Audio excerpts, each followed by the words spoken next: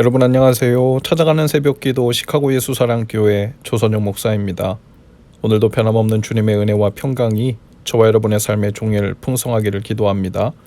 오늘 말씀은 여호수아 16장 1절에서 10절까지 말씀입니다. 제가 읽어드리지요.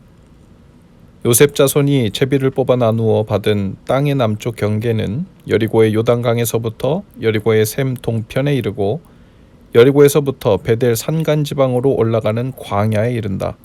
그리고 베델에서부터 루스로 나아가서 아렉 사람의 경계선을 지나 아다롯에 이른다.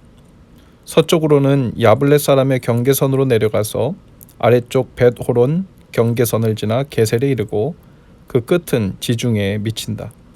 요셉의 자손 곧 므낫세와 에브라임이 이 지역을 유산으로 받았다. 에브라임 자손에 속한 여러 가문이 받은 땅의 경계선은 다음과 같다. 그들이 받은 유산의 경계선은 동쪽으로 아다롯앗달에서 위쪽 벳호론에 이르고 또 그 경계선은 서쪽으로 나아가 북쪽 믹무다에 이르고 동쪽으로 돌아서 다하나실로에 이르고 그곳을 지나 야노아 동쪽을 지난다.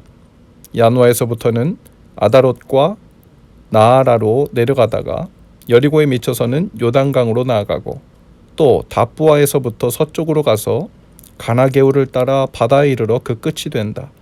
이것이 에브라임 자손의 지파에 속한 여러 가문이 받은 유산이다. 므낫세 자손의 유산 가운데는 에브라임 자손 몫으로 구별된 성읍들과 그 주변의 마을들도 있었다. 그러나 그들이 게셀에 사는 가나안 사람을 쫓아내지 않았으므로 가나안 사람들이 오늘날까지 에브라임 지파와 함께 살며 종노릇을 하고 있다. 아멘.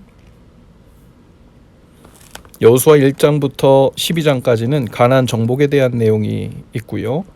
13장부터 21장까지는 정복한 가나안 땅을 각 지파별로 분배하는 내용이 기록되어 있죠.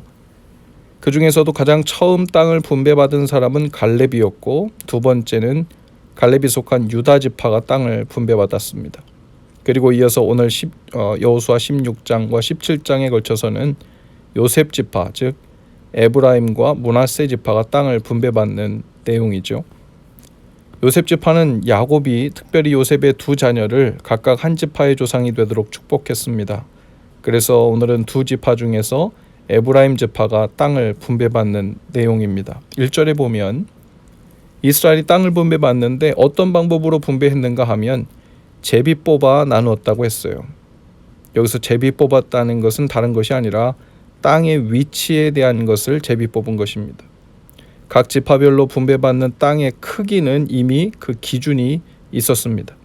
바로 그의 가족대로 각 지파의 인원 수에 따라 크기가 똑같이 책정되었죠. 민수기 26장 54절 55절에 보면 이스라엘의 2차 인구 조사를 하게 되는데 그 목적이 바로 이 땅 분배에 있었습니다. 가족 수를 조사하고 각 지파의 인원수를 알아야 땅의 크기를 적정하게 분배할 수 있었기 때문이죠. 그러나 어느 땅을 어느 지파에서 분배할 것인가 하는 것은 제비 뽑기에 맡겼습니다.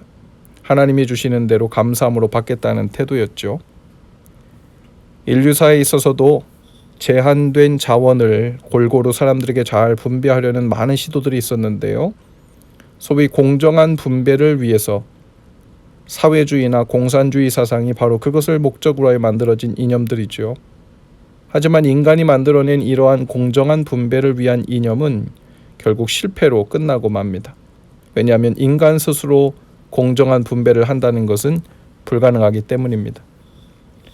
인간은 탐심으로 인해서 자신의 기득권을 절대 놓지 않으려는 마음이 있고요. 어떤 방식으로든 계속해서 그 탐심을 드러내고 적용해 왔기 때문이죠.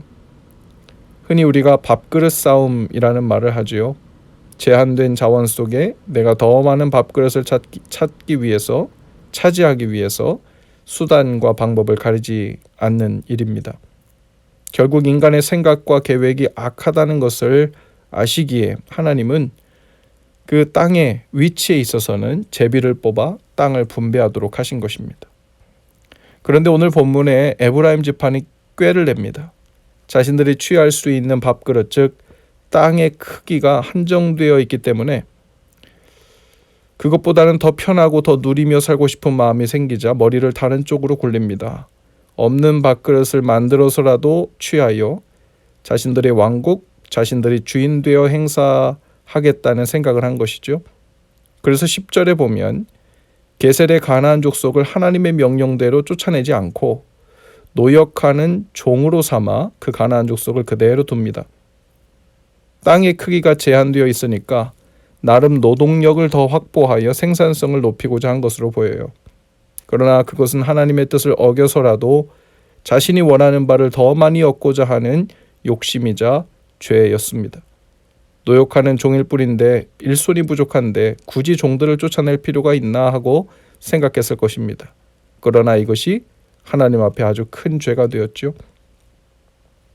결국 이러한 에브라임 지파의 욕심은 이스라엘이 왕국이 분열되었을 때 북이스라엘의 수장 지파로 에브라임 지파가 서게 되고 그때부터 본심이 더욱 크게 드러나 철저하게 자신들이 왕위 행세를 하려고 합니다.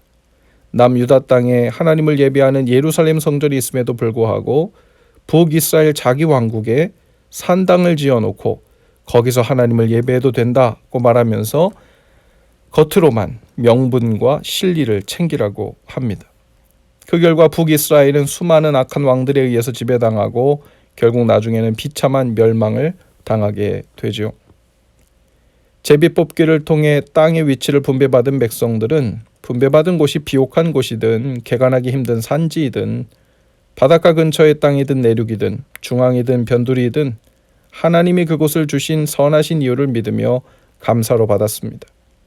제비뽑기란 우연히 걸려든 땅을 재수 좋은 지파가 가지자는 의미가 아니라 하나님께서 보이지 않는 줄로 재어주신 그 선하신 이유를 가지고 주신 땅에 대한 감사와 또한 사명으로 살겠다는 고백이었던 거죠. 오늘 우리 삶에도 유산으로 받은 삶의 환경, 땅들이 있습니다. 내가 선택하지 않은 가족이라는 땅, 인종이라는 땅, 국가라는 땅, 우리는 미국에 와 살고 있는 코리안 아메리칸이라는 우리가 선택하지 않은 하나님께서 줄로 재어주신 환경의 땅이 있죠. 또 나와 묶어주신 사람들이라는 땅이 있습니다. 세상 사람들은 금수저, 은수저, 흙수저라는 말을 사용하기도 하지요. 하지만 하나님이 주신 삶은 모두 줄로 재어서 주신 땅입니다. 그리고 어디서 어떤 모양으로 부르셨든지 그 목적은 바로 하나님의 영광을 위한 것이죠. 시편 16편 6절에서 시편 기자는 이렇게 고백합니다. 줄로 재어서 나에게 주신 그 땅은 기름진 곳입니다. 참으로 나는 빛나는 유산을 물려받았습니다. 오늘 이 고백이 저와 여러분의 것이 되기를 바랍니다. 주님께서 줄로 재어서 모든 보이지 않는 계산을 마친 채 우리에게 주셨다면 그곳이 변두리 땅이든 산간지방이든 우리는 그곳에서 하나님이 부르신 사명을 따라 사는 것이죠. 주님의 뜻이 있는 곳이라면 주님의 부르신 모든 삶의 터전이 기름진 곳입니다.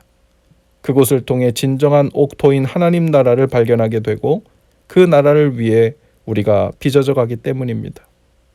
오늘 우리에게 줄로 재어서 주신 삶을 다시 한번 돌아봅시다. 그리고 이곳에서 하나님의 뜻을 이루고 그 영광을 위하여 사는 삶으로 날로 새로워질 수 있기를 주님의 이름으로 축복합니다. 기도합시다. 주님, 저희에게 줄로 재어주신 모든 땅이 우리 영혼을 위한 주님의 선하신 뜻을 위한 옥토임을 믿습니다. 오늘 이 삶에서 하나님 나라 보화를 캐내게 하시고 그 빛나는 기쁨과 영광으로 살게 하옵소서. 예수님 이름으로 기도합니다. 아멘.